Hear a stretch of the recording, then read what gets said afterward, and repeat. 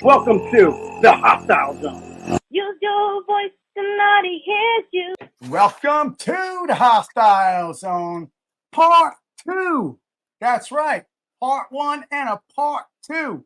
You're with the infamous and dangerous and always in your face, Andrew Cinotti, Eric A. Cinotti, Big A, Eric Cinotti, right here on the Hostile Zone, pulling back that curtain, that veil, right on waste, fraud, government abuse, police misconduct, government cover-ups, all that stuff. If you were on Part 1, if not, go and check it out on your favorite platform, iTunes, Spotify, wherever you go, Podtail, Podbean, whatever.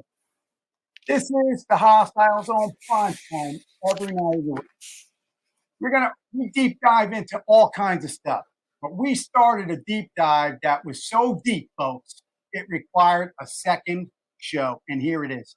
We were discussing the mystery of aliens, UFOs, now they call them UAPs, unidentified aerial phenomenon. We talked a little bit about alien technology and maybe some hidden agendas at play here. I don't know. We discussed Bob Lazar. There's really no way I can prove it without revealing my identity and getting myself into more trouble than I have already.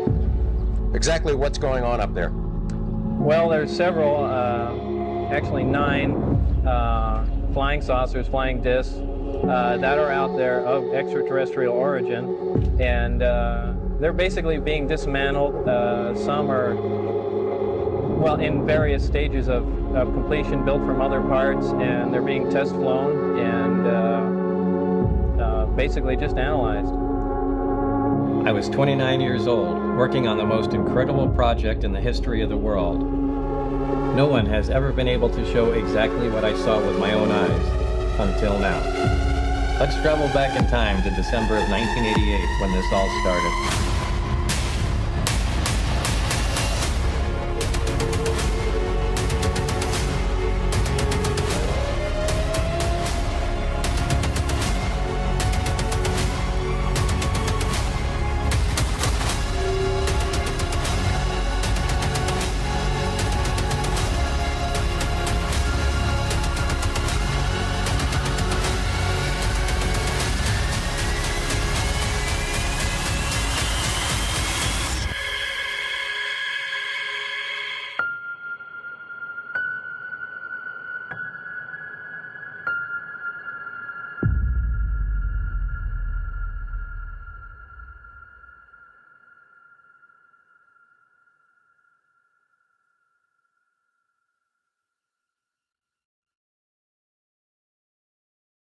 Controversial individual. Some of the things that he had stated. We talked about element 115, and if you remember, I ended you saying we're going to fast forward to 2016. I didn't forget that. He said back in the 80s and 90s about this we have the periodical table of elements, which has all of the elements, H2O and all that stuff. If you're not, this is your world. Well, I was as a physicist, graduated from MIT, Massachusetts Institute of Technology. However, they seem to have deleted his career.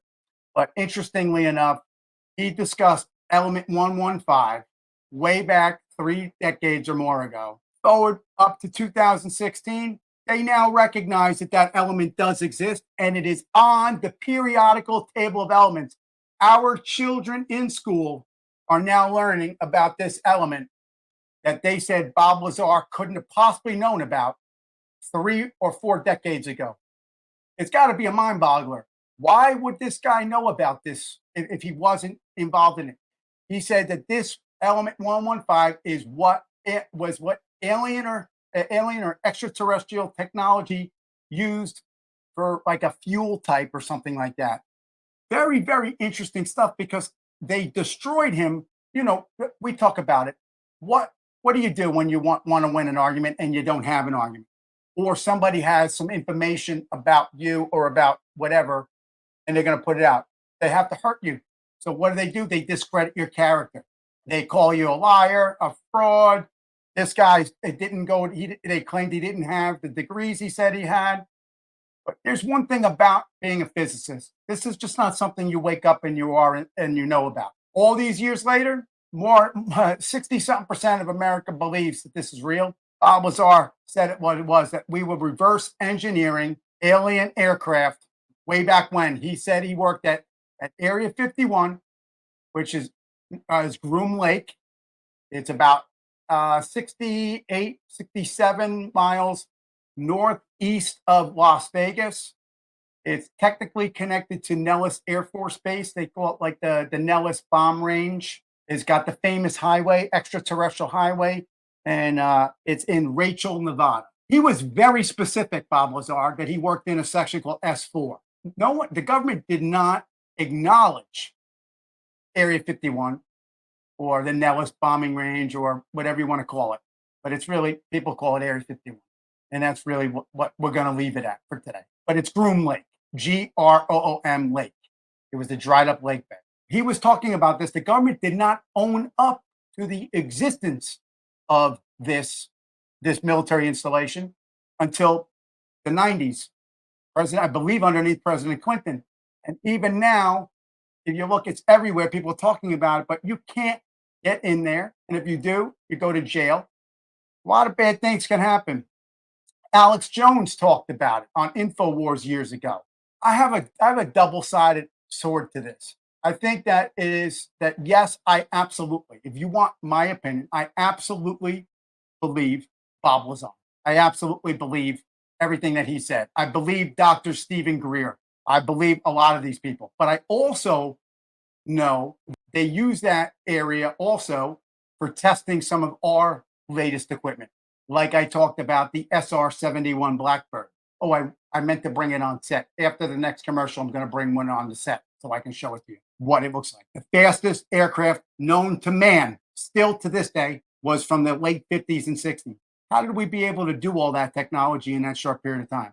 It is still allegedly, air quoting if you're watching. Oh, I forgot to say, if you want to reach the show, it's The Hostile Zone at bbstalkradio.com. Eric at thehostilezone.com. Bianca Sea at bbstalkradio.com. Bianca Sea, SCA. She's not here today, but we're hoping she'll be back. She's working diligently, and I can't get on her about it. We're going to take a short break because I want to bring on the SR-71. Don't go anywhere. I'm going to introduce you to Strategic Reconnaissance 71, the Blackbird, the fastest plane that we know of. We'll be right back.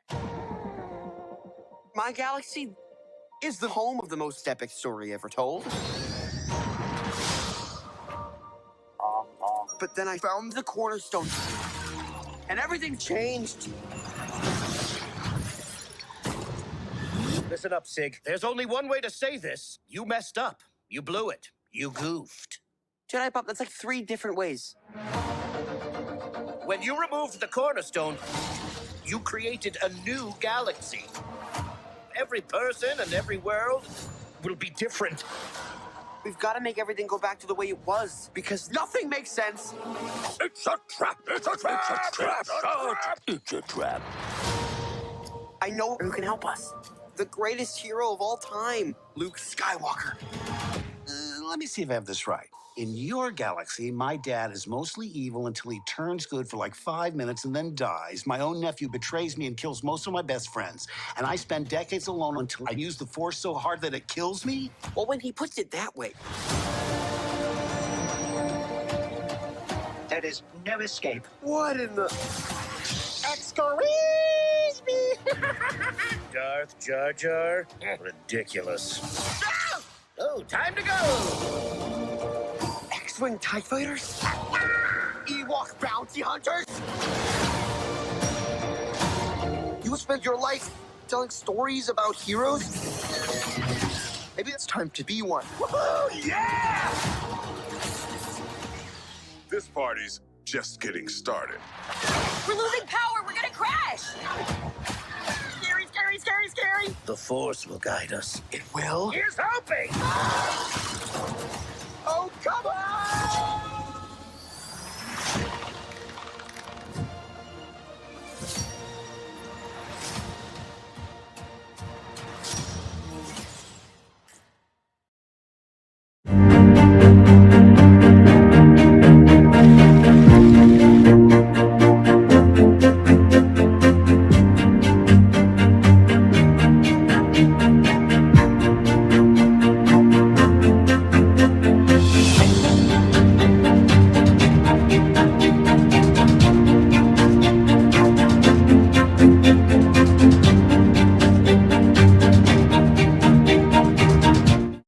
Welcome back to the hostile zone. As I said, here it is. This here is the SR-71 Blackbird. And I'm sure there was a film, I think I mentioned.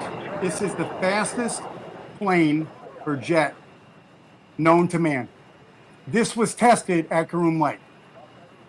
Before this plane was the U-2 biplane, but that didn't nearly do what this can do. The SR-71 allegedly goes roughly 3,000 miles an hour, 2,000 to 3,000, somewhere in there. Nobody actually knows. And it flies around 90,000 feet. That's the edge of space. This would fly over a country, and this would take pictures that you could read a newspaper in Moscow, in the former Soviet Union. What do you think, Terry? You ever see one of them fly over out there in Phoenix? No, I haven't. But well, I suspect this is a lot of what people were seeing back in the day and thinking it was aliens. I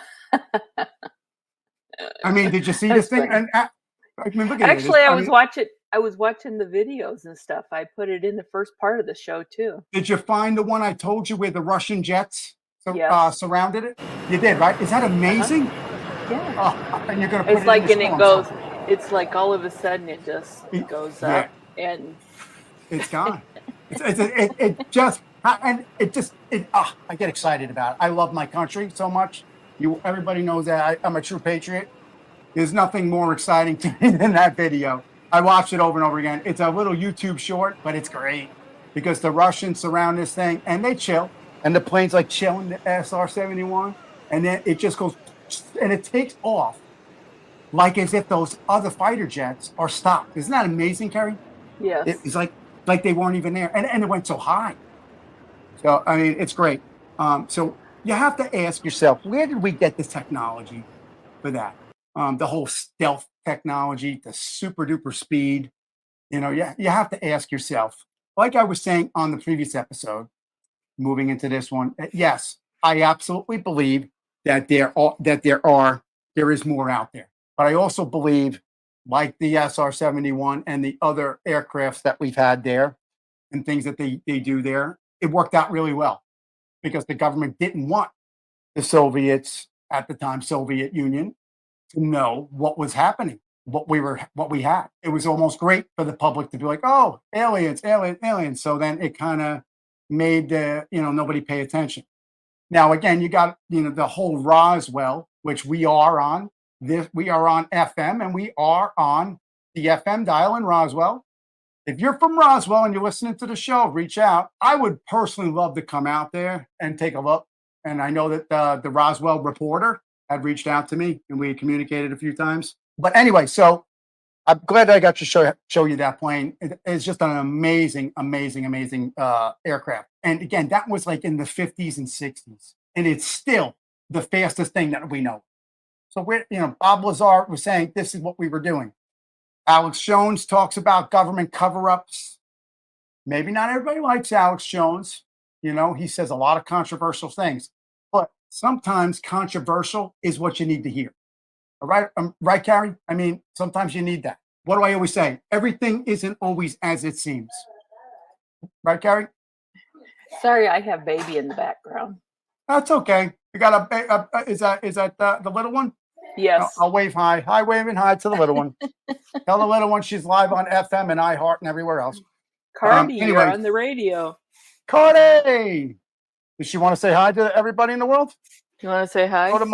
Bring her over. She'll be famous. Cardi, I guess. Does she want to? She doesn't want to talk about aliens? So anyway, getting back to it, there is a large story here. There really is. There's something here. I always say, hidden in plain sight. Everything is not always as it seems. And the most secretive, classified things are right in front of you. Unless if you know what you're looking for, and most people don't. They don't even know when certain government vehicles, what's flying in the sky. They don't know. It is in your face, 90% of it.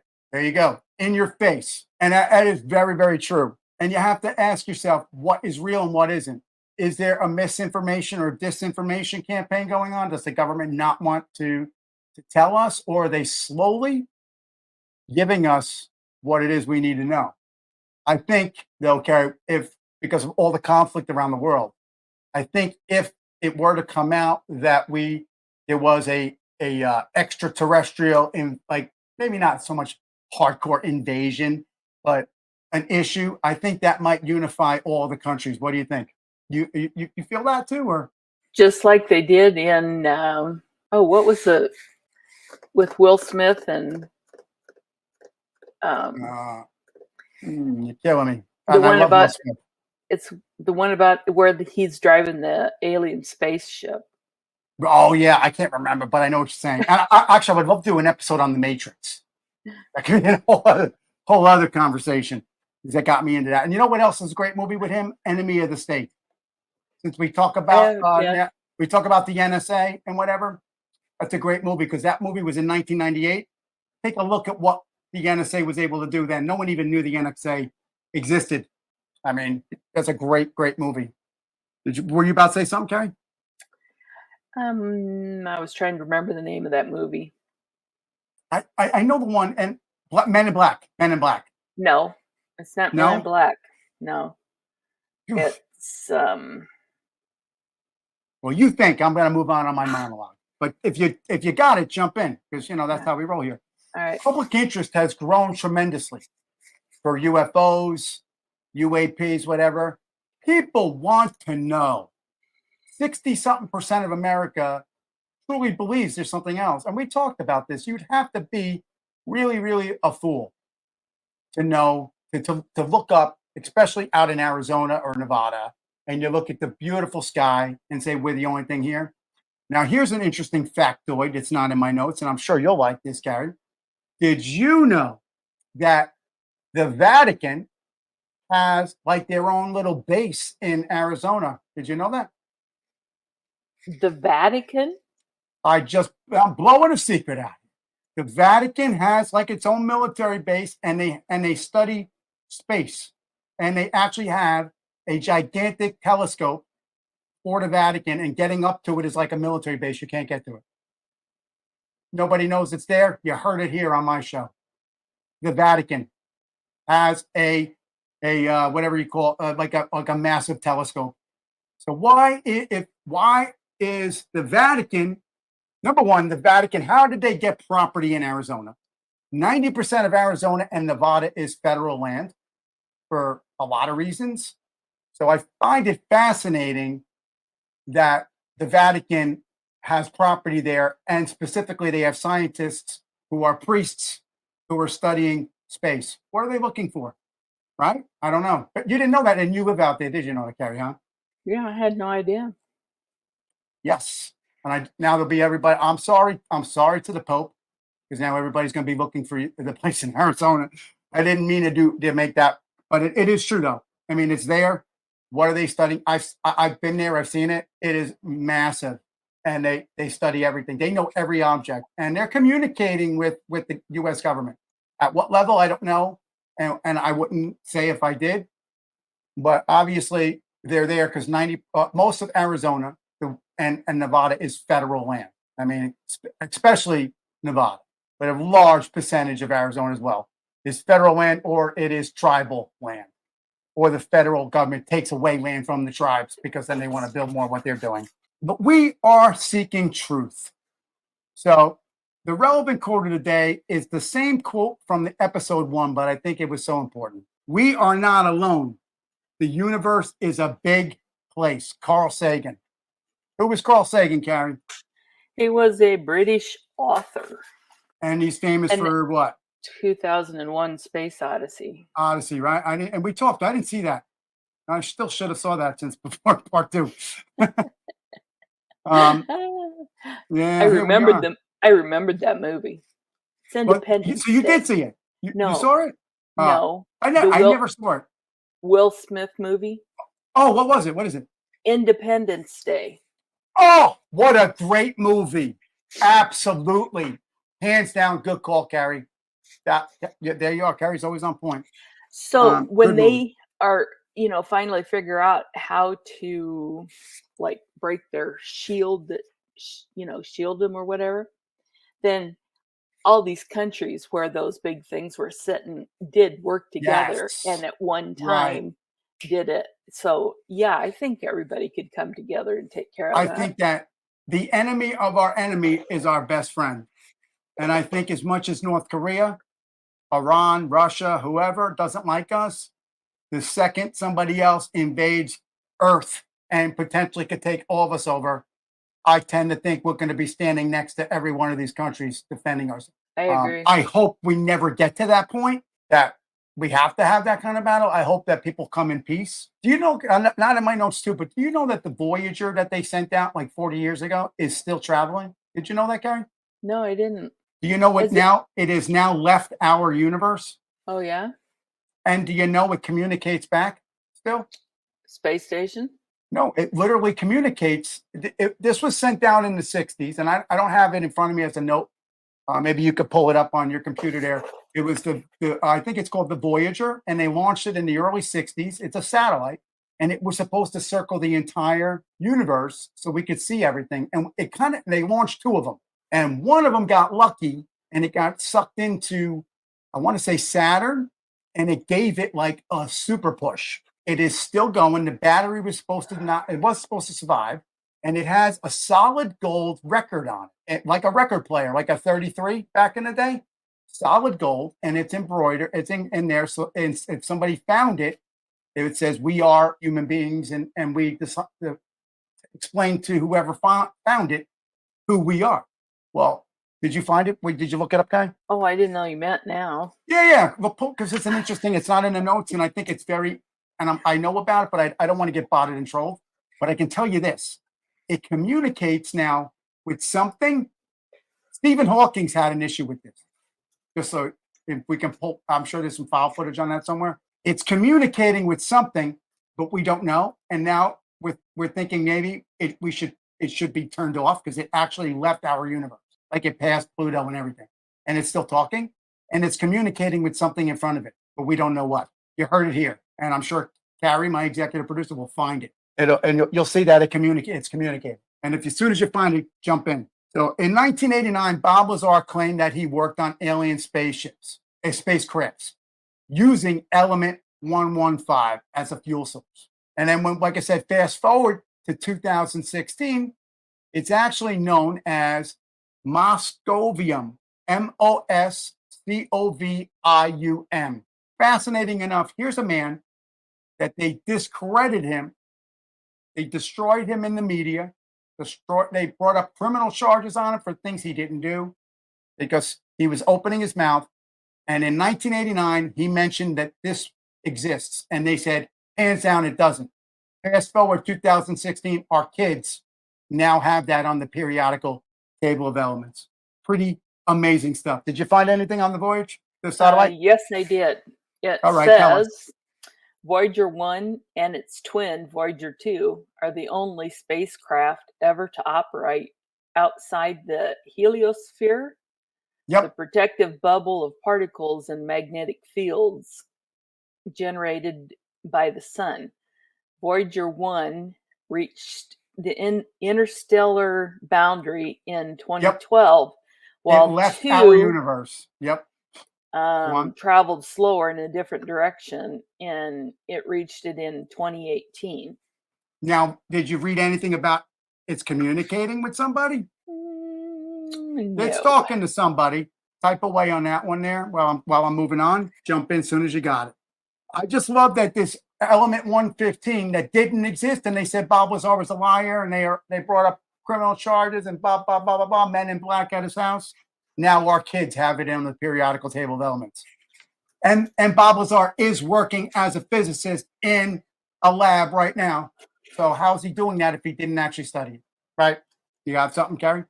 No, I'm still looking. It's there. Trust me. Keep looking and see what Stephen Hawking said about it. So is this proof that Lazar's claims are true, or is this a scientific coincidence? I mean, what's the saying about coincidences, right? Isn't there like a saying for that? That things aren't, like I always say, things aren't always as they seem. Coincidences sometimes aren't a coincidence. I don't think it's coincidental that in 1989 he said that this existed, and the government swore up and down that it didn't. Tried to ruin this guy's credibility and career, and now it's on. Now they recognize it. Alex Jones also spoke about it. What's your thought? What say you? I don't watch those things, so I don't know. I love this stuff. I really do. I mean, I'm not a ufologist. I love knowledge. So Alex Jones is like famous for all kinds of things he said, and he's been right on a lot of stuff. Whether or not you like the things he says, and a lot of it is rough, and you don't want to hear it. But sometimes we don't want to hear the truth. Let's be real. Sometimes we don't want to hear the truth. But Alex Jones has a long history of saying things about the government that ended up to be true. I hear you breathing. You have something? Oh, I'm reading it's talking about, I see their mission status. It's talking to somebody.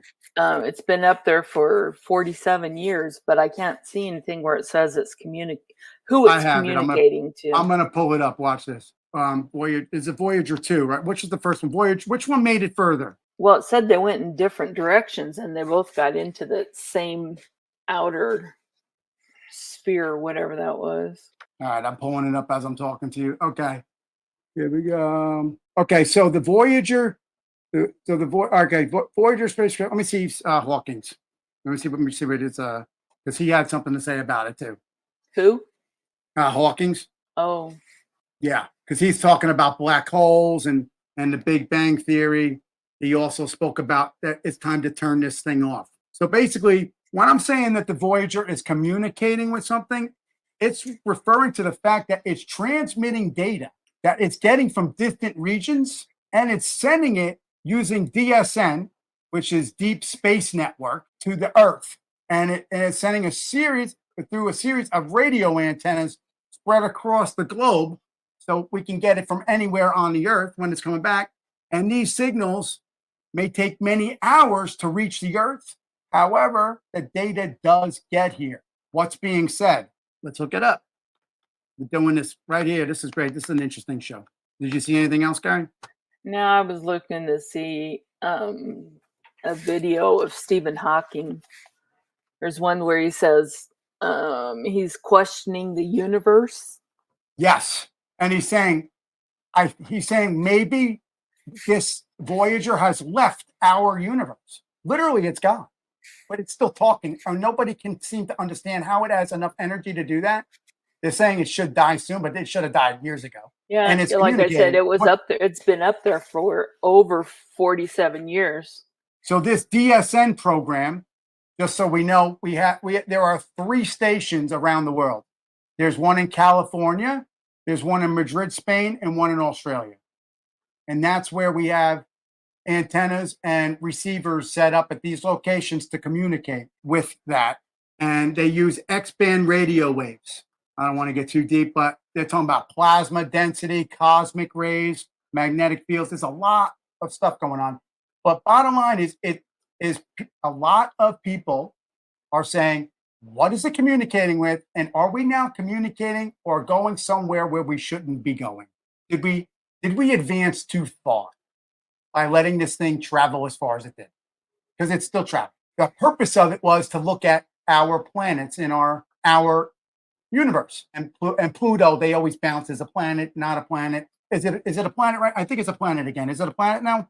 Because they took it away and brought it back. Because they change it all the time. I don't know. They should just quit picking on Pluto. Yeah. Let's see. I had to say Pluto. Let's see. It's back to 2006. They reclassified it. It's still an ongoing debate. There we go. According to Alan Stern, the principal investigator of the New Horizons missions that flew by Pluto in there, he criticized the whatever. Okay, so is it a planet? I don't know, but it passed Pluto, which is the outer ends of our universe, and it's still traveling. And if it's communicating, it's kind of like, you have to think of this as like in a regular, and jump in and help me out, Gary, because this is like totally not in my notes, and I knew we were going to go off like this. But is it talking to something maybe we don't want to talk to? Did we now violate and go in to somebody else's backyard? I mean, we have our area, but now it left out. It left. Maybe it's time to turn it off. And I almost am sure it was Hawkins that said, this thing should not be communicating anymore because we don't know what we're talking to and what we might be disturbing, because we don't want to bring stuff to us that we don't want. And But how I do you wish. know? But how do you know What's that that? unless you do it? I don't know, but I mean, I how did mean, do you or how did don't he you? know all the stuff that he knew? It's just amazing, right? But, I mean, I want to pull the research on that, and we will, because it is just a fascinating thought that if this thing is communicating, who's it communicating with? And we are receiving it, and we receive messages all the time. There's stuff coming from the moon to us. Is actually, have you ever heard the what Earth sounds like in space? What is that? Do you know that we put out a sound? People can hear us, like what we transmit. It's kind of crazy. So, like, The we Earth- listen to them, they listen to us.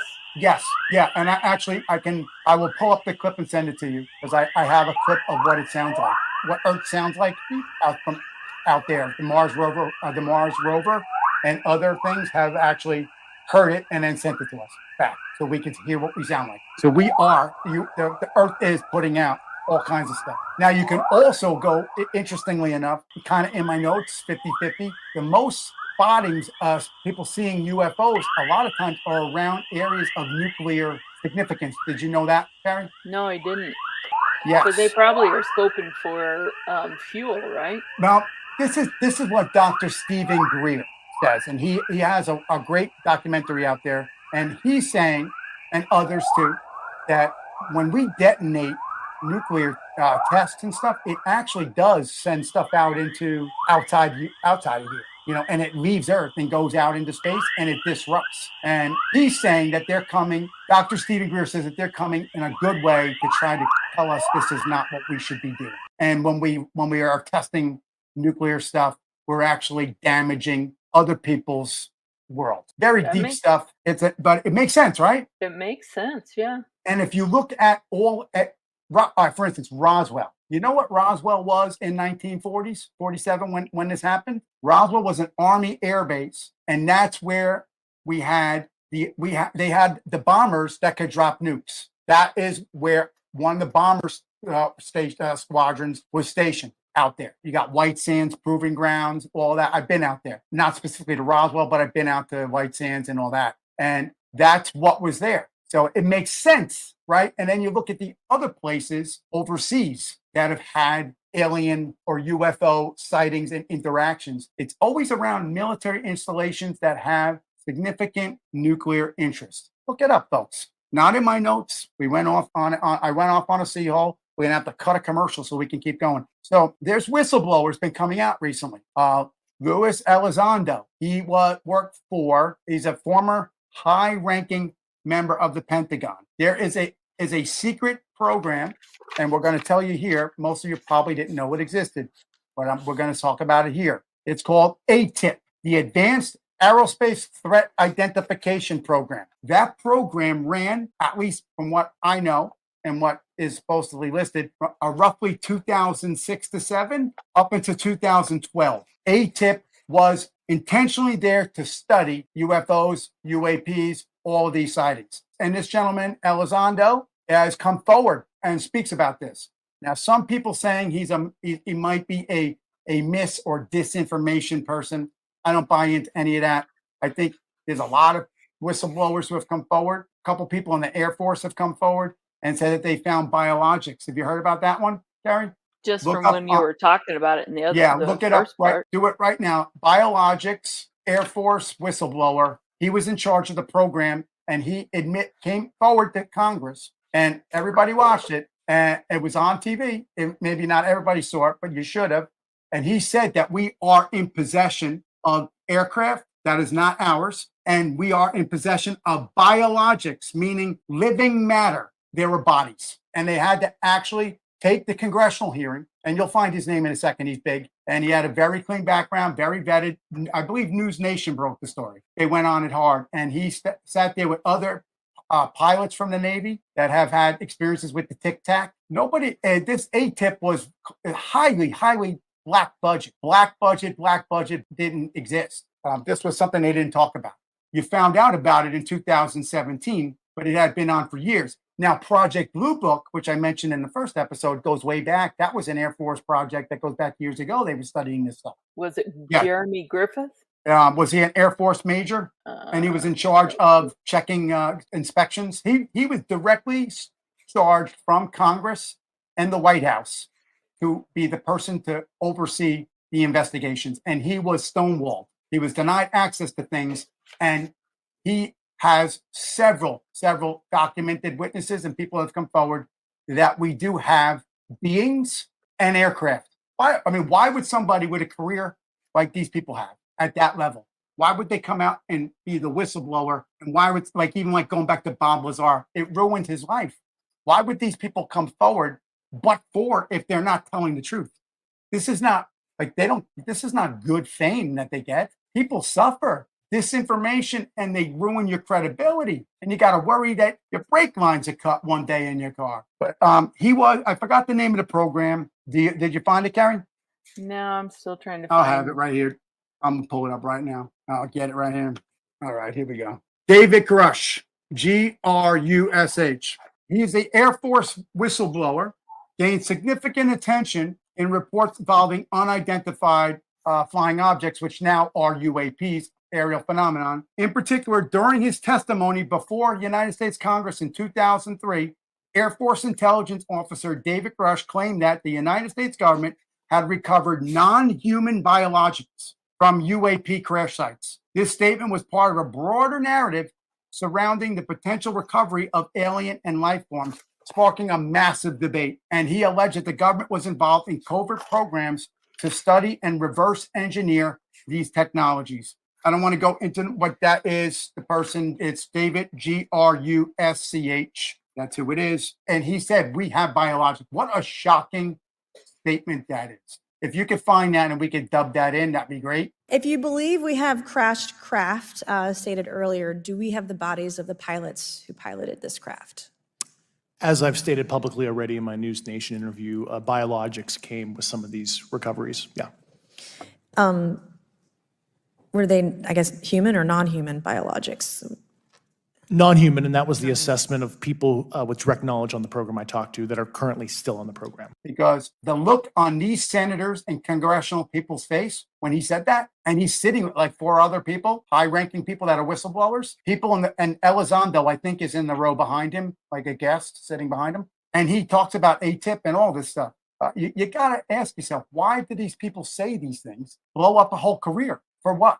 Unless they know that this is true and they feel we need to know. A poll reveals that 75% of viewers believe Elizondo is restricted by national security. So that is an interesting fact, because when you work in that world, did you hear that? Yeah, what was it? That's a fire, but it can't be a fire. We have to pause. I got to look and make sure I don't have a fire. Okay, it's never gone off. All right. It's a big house. I'm just checking every room. Maybe somebody triggered it. Okay, nothing's on fire. I found that to be interesting. First time that ever happened.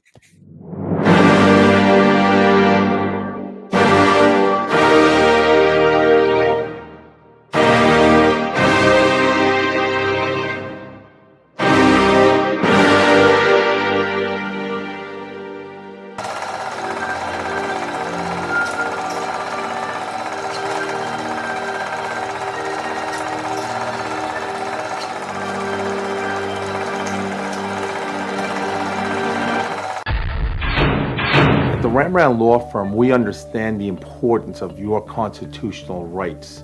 We truly care that we must get a client their desired result. If your freedom is compromised in any way, you call us. We do immigration, state and federal criminal defense, personal injury, bankruptcy, DWIs, family law, real estate law. We want you to be confident in our ability to represent you.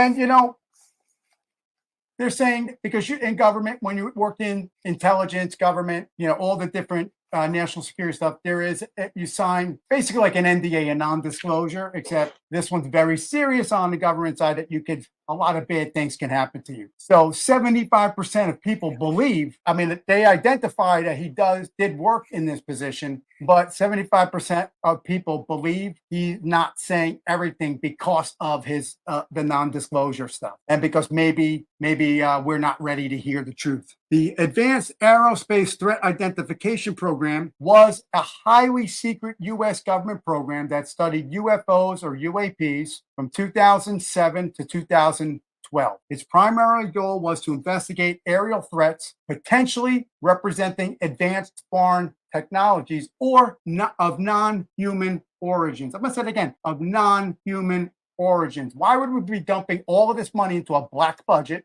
Congress didn't even know. When the black budget comes out, it's black, and they have project names on them. Everything's a project, a code name. Like, for instance, the SR-71, Skunk Works. That was a project that operated out there. Skunk Works worked on all of these spy planes. Elizondo was part of AATIP, and he gained public attention in 2017 when its existence was revealed, alongside declassified videos showing our U.S. Navy highly trained fighter pilots attempting to follow and chase a Tic Tac. You remember that video, Karen? No. Look that up. We'll make sure we put that in. On November 14th, 2004, Commander David Fravor and his wingman pilot took off from the USS Nimitz, which was on maneuver south of San Diego. I was the commanding officer of Strike Fighter Squadron 4-1, the Black Aces. We're flying brand new Super Hornets. It was an air defense exercise, 2 good guys against 2 bad guys. Probably 70 miles, 60 miles off the coast in the gap between San Diego and Ensenada. Suddenly, the pilots are contacted by radar operators on the Princeton. The Princeton control comes up and says, we're going to suspend training. We have real-world tasking. The pilots are re-vectored to a new destination, but aren't told why. So we start heading off to the west. The other airplane is on my left-hand side. I was the junior pilot trying to keep up with the senior pilot in the lead aircraft. We're looking, we don't see anything on our radars at all. And we're talking to each other trying to figure this out. The Princeton's Aegis Spy-1 radar system is powerful enough to track an object as small as a baseball at an altitude of 80,000 feet, but the jets are flying blind. We tried to see what was out there, which is difficult when you know what you're looking for. It's even harder when you don't know what you're looking for. So it goes down 60, 50, 40, 30, 20, gets all the way down. They get to a point where they can't separate us from the blimp. They call it merge plot, which means you're in the same space as whatever you're looking for, and you got to start looking outside because the radar can't help you anymore. Then far below in the water, they see what looks like a plane crash or a submerging submarine. But the weapons officer in the rear seat of Fravor's jet spots something else. I hear, hey, Skipper, do you see? And as he's saying that, I notice the Tic Tac. It's white, it has no wings, it has no rotors. I go, holy, what is that? And he goes, I don't know. According to this leaked summary of the incident, contact was made here, 30 miles off the coast, 70 miles south of the US-Mexico border. At first, the strange craft stays close to the surface, moving unlike anything the pilots had ever seen. This thing would go instantaneous from one way to another, similar to if you threw a ping pong ball against a wall. And we start to kind of orbit, because now we're going to watch this thing. We start a right-hand turn, and we're going from a clock code. The object is in the middle of the clock, and we're at 6 o'clock, and we're driving around the circle. So we get to about 9 o'clock, and it's just still doing its little erratic thing, kind of moving around this disturbance in the water. And I go, hey, I'm going to go check it out. I'm going to go down there. As we're coming down nice and easy, we get to about the 12 o'clock position, and all of a sudden it goes, and it kind of turns, and now it's mirroring us, and it starts coming up. We're like, okay, now it knows we're here. It seemed to be aware, and it seems to recognize him. It goes from basically just almost a hover into a pretty aggressive climb up to our altitude, so there's a bit of fear because now you're out there dealing with something that you have no idea what it is. It's actually reacting to what we're doing. I'm kind of pulling nose, to where he's going to be, and he's coming up. He just rapidly accelerates beyond anything that I've ever seen. Crosses my nose, and it's gone. And I'm like, whoa. The Tic Tac appears to have vanished. But as the jets streak towards a prearranged rendezvous location, known as the Cap Point, the radio chatter becomes frantic. The controller from the Princeton comes up right as we're doing all this and says, "Hey, sir, you're not going to believe this." He goes, "But that thing is at your Cap Point." According to Fravor, the Tic Tac accelerated from a standing position and flew approximately 60 miles in under a minute, as fast as 3,700 miles an hour. How did the Tic Tac know the pilot's Cap Point? And how did it accelerate so quickly? You got something that can accelerate and disappear and then show up 60 miles away. Kind of in awe a little bit, because you go, whoa, we don't have that. And I'm talking, we're flying one of the premier airplanes on the planet. What was this? There was a capability out there. Don't know where it's from. Not saying it's from outer space, but not saying it's from here either. Back on the Nimitz, the pilots tell the rest of the squadron what just happened. The next crew is getting ready. So we're talking to them about this, and they're like, "You gotta be kidding." They took us seriously, and the Wizzo, the guy in the back seat, said, "I'm gonna go find it." The next jet to launch had a targeting pod with an infrared sensor and camera. It jammed the radar, but he got a lock on it, and that's the video that you see. If that doesn't weird you out, I don't know what does. Ever thought about turning your spare change into serious investments? Let me introduce you to Acorns. This app makes investing as simple as one easy swipe of your credit or debit card. With Acorns, every purchase you make rounds up and invest the difference. Watch your future grow one swipe at a time. Start small, dream big. With Acorns, every bit adds up to something significant. Download Acorns today. Acorns.com/share. Or use your smartphone camera and scan the QR code on the screen, or enter my referral code 56XJQPC. Again, referral code 56XJQPC, and get $5 for free compliments of me to start investing today just by downloading the app. Download Acorns now. I'm Eric A. Cinotti, the host of the syndicated radio TV talk show, The Hostile Zone, right here on iHeartRadio. It was the U.S. Navy off of the coast of San Diego, Mexico, San Diego. The U.S. Navy fighter jets were out there, and they got and the footage was leaked. And you could hear the pilots talking to each other saying, "This is not possible." And the video shows them trying to lock onto it at the high rate, and it dips into the water and comes back out and shoots up to the sky. It just does amazing arrow things that you just can't imagine happening. The program was officially shut down in 2012. However, many believe its research continues under other initiatives. Now, we know that NASA recently opened up a new department, and there was a lot of question as to who the director was because they were not saying it. And again, under FOIA, Freedom of Information Act, and because they are a government agency, people were wanting to know. But NASA did work on that. Now, in 2024, reports estimated that 80% of UFO sightings could be explained by advanced defense programs. I believe that. Like I said, a large percent of them were the SR-71. And I'm sure that there's other things out there. I know that there are other things out there that are going to be better than this. So when they are whipping around the sky and you see stuff, it is kind of, you don't know. But when the government has a program to investigate which ones are not of human origin, you have to ask yourself, what's going on here? The U.S. is spending $800 billion annually on defense with cutting edge technology. Is that, out of that $800 billion, is that what is being mistaken for extraterrestrial? I don't know. UFO debris. Oak Ridge National Laboratory, also known as ORNL, Oak Ridge National Laboratory, has analyzed a lot of pieces of stuff that were found, and they concluded that it was of terrestrial origin. You heard it here. Check it out. Oak Ridge National Laboratory.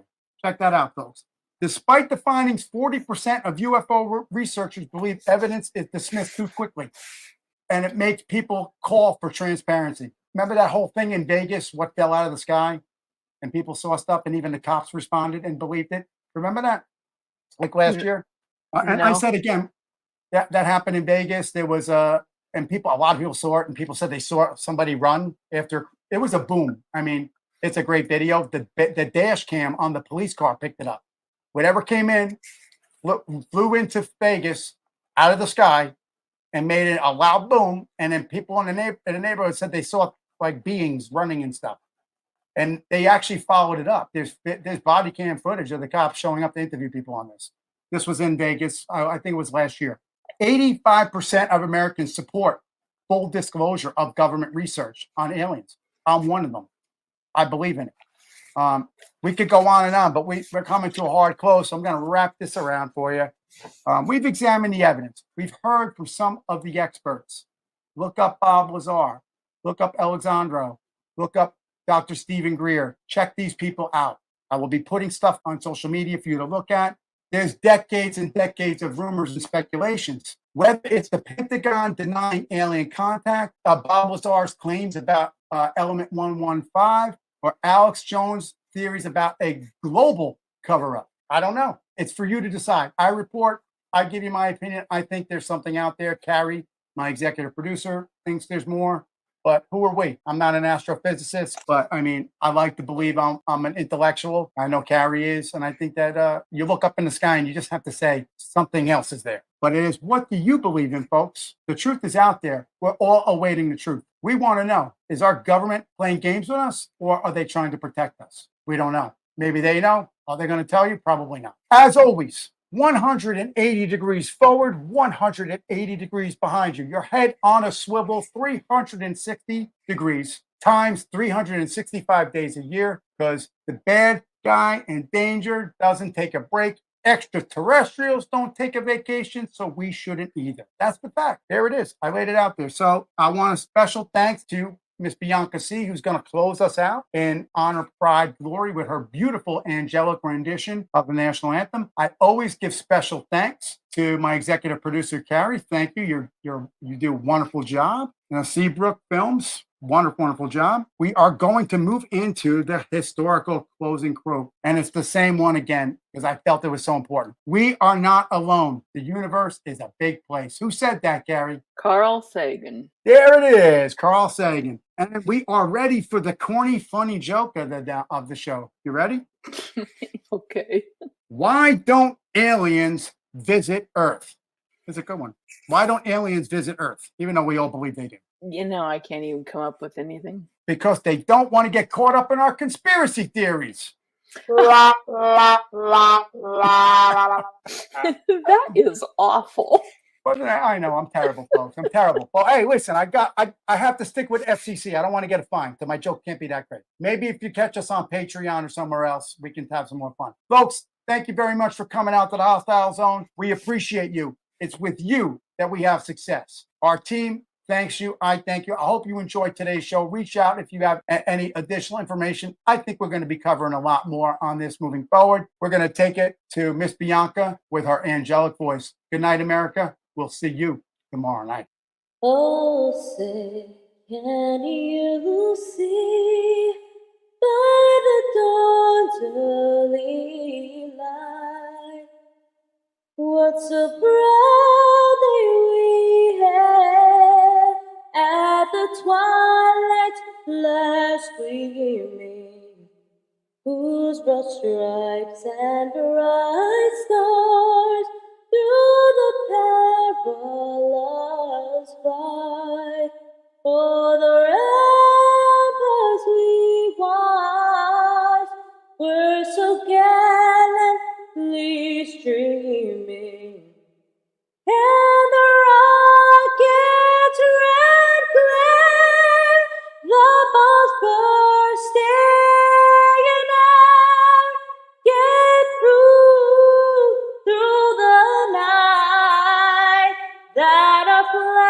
was still there. And she's not going anywhere. Oh, say does that star-spangled